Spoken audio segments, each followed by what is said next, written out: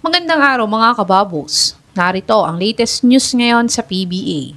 7'6" big man si Samuel De Guara hindi maglalaro sa PBA.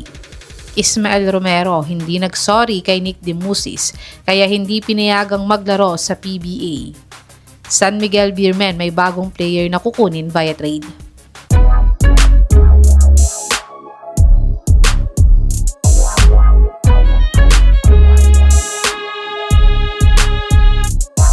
Ang Macau Black Bears nga ang PBA guest team ngayong Commissioner's Cup. At kumuha nga sila ng dalawang imports nila. At ang starting import nga sana nila ay si Tony Mitchell na dating import ng Star Hotshots sa PBA. At ang 7'6" big man na si Sam De Guara bilang backup import nila.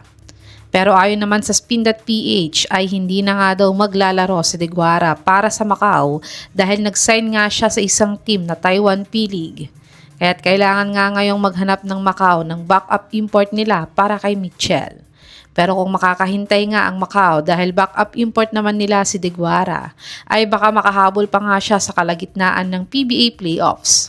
Kayo mga kababos, gusto nyo bang makitang maglaro sa PBA si Sam De Guara o maghanap na lang ang Macau ng bagong import? I-comment nyo na po yan sa baba.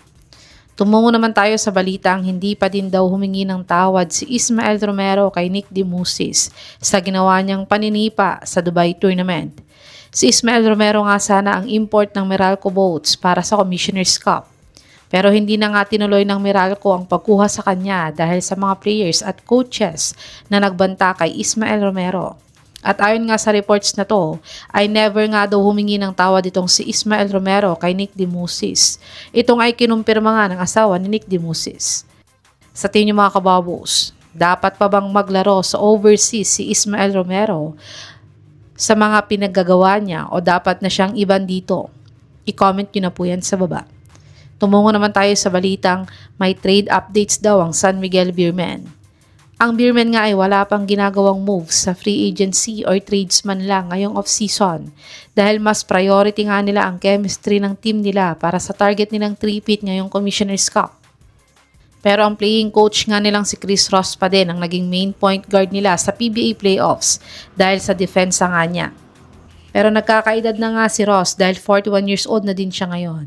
At si Wami Chongson naman ay mahina sa depensa at isang offensive player lamang. Pero ayon nga sa source na to ay ang rising star nga daw ng Terra Firma Jeep na si Mark Nonoy ay nag-awol sa kanila dahil hindi ito binabayaran ngayon kaya't minomonitor na daw ito ng SMB dahil willing daw silang mag-trade para ma-acquire itong si Nonoy. Si Nonoy nga isang undersized na point guard pero masipag dumepensa at may offensive game din.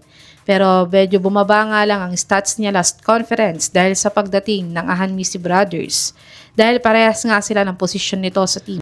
Si Nonoy ay nag-average ng 11.7 points, 2.9 rebounds, 5.6 assists, 1.6 steals, 29% 3-point shooter at 65% free throw shooter sa kanyang PBA 50th Philippine Cup.